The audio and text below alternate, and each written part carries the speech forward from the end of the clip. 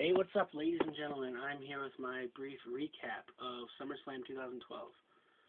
Now, as a special pre-show on YouTube.com in the WWE Fan Nation, Antonio Cesaro took on Santino Marella for the United States Championship. Santino Marella lost his championship to Antonio Cesaro, so his push keeps on going. I was not able to see this match, except for some highlights they showed during SummerSlam.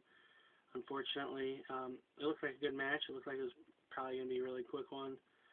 So, yeah, unfortunately for Santino, he lost his title. The opening match was a match that wasn't going to happen because Chris Jericho got injured this past Friday on SmackDown, but it was Dolph Ziggler, a.k.a. the Show-Off, with Vicky Guerrero, looking fine and dandy, taking on Chris Jericho, Y2J, the best in the world, at what he does. This was a great opening match. Probably my favorite match of the night. Terrific. These are two of my favorite superstars, past, quote-unquote past and present, the future of the business. A lot of back-and-forth action. It ended with, this modified Walls of Jericho, like the classic WCW, early WWF Walls of Jericho, cranking that back all the way, made Dolph Ziggler tap out. Great opening contest. I had a great time with it. Our second match was Kane versus Daniel Bryan. Continuing their feud, Daniel Bryan was able to get the win. It was just kind of a common, basic match that you've seen on SmackDown and Raw before. I'm a fan of these two guys. It was a solid match. Not hating on it by any means. But I was definitely surprised Daniel Bryan got the win. I think it's a good thing. Keep that push alive. Kind of hoping, Undertaker would have came out and started a feud with Kane, setting up for WrestleMania. And our third match for the Intercontinental Championship, The Miz defended his title against Rey Mysterio. Rey Mysterio was wearing some kind of Batman/Catwoman outfit. Another basic match. Miz was able to retain after some near falls. I'm really glad The Miz won. Because I don't like short title runs. I like, it doesn't have to be 7 years, but 3 months, 4 months, it's a good thing. Miz, for some reason, they gave him the title and they had him win, or had him lose twice on Raw. Like, come on, what's up with that? So it was nice to see him win on a pay-per-view. Match 4 was for the World Heavyweight Championship, and that was Sheamus versus Alberto Del Rio, who now has a new dye job. If you can tell, it's jet black. This match, same match you've been seeing on SmackDown, unfortunately. But it's a good match. Alberto Del Rio threw Ricardo in there, and it ended with Ricardo throwing a shoe into the ring, and to help Alberto, use it as a foreign object, but Sheamus was able to use it against him and hit him in the head. And it was kind of an interesting finish to the match where they were right by the ropes when Sheamus was going to pin him, and Del Rio actually put his leg on the rope. The ref didn't see it, but Sheamus removed Del Rio's leg before the ref could see it, and the ref called it. There's no checking the cameras, checking footage. It's kind of an interesting idea to have a good guy cheat and not admit to it. It's kind of interesting. I would have much rather seen.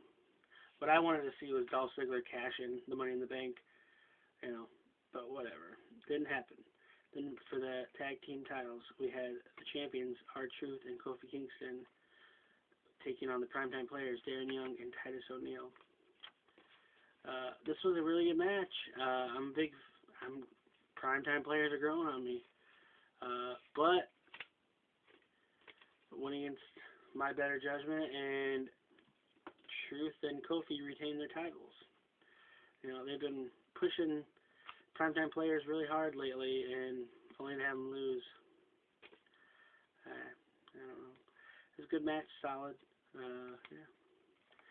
Then, for the triple threat match for the WWE title, we had CM Punk defending his title against The Big Show and John Cena. It's a really good match. A lot of interesting holds and different near falls. Big Show, for a good majority of the match, was taking on both of them at the same time. It was pretty funny. At one time there was an STF and then an Anaconda Vice, and it was really neat watching this match. At one time, Big Show tapped out as they were putting the move on, and the ref actually restarted the match because who won the title, Well, CM Punk was able to get the win, and it was a pretty clean win. Pretty excited about that. I love long title reigns. I think he's number 4 for the longest title reign in history. I think it's a great thing. I think you should go to be the number 1. Nothing wrong with the best in the world, being the best in the world, having the big title. Then, in our main event of the evening, we had Triple H taking on Brock Lesnar. Now, I don't know if you've heard of this, but they've had a big grudge going on for the last month or so.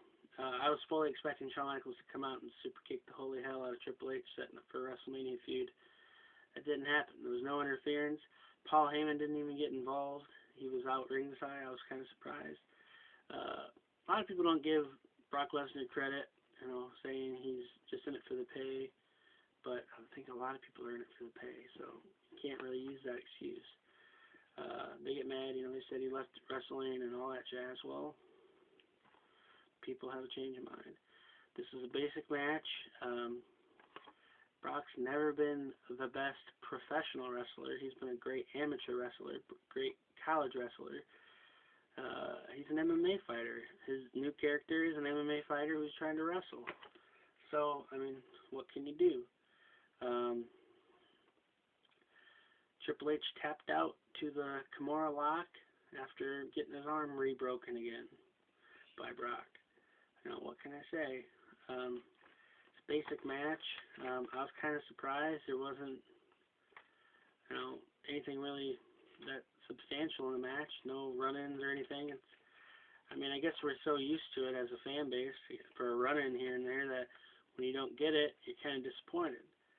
So I'm going to take it as, the writers were trying to give us something, a classic style show.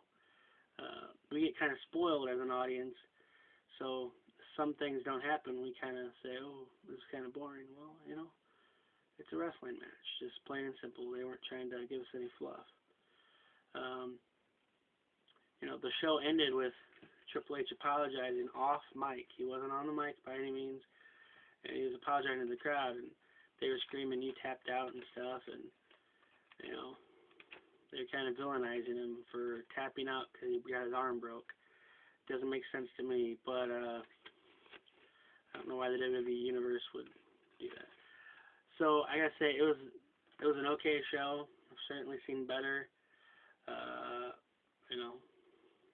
but it was fun, worth the price I paid.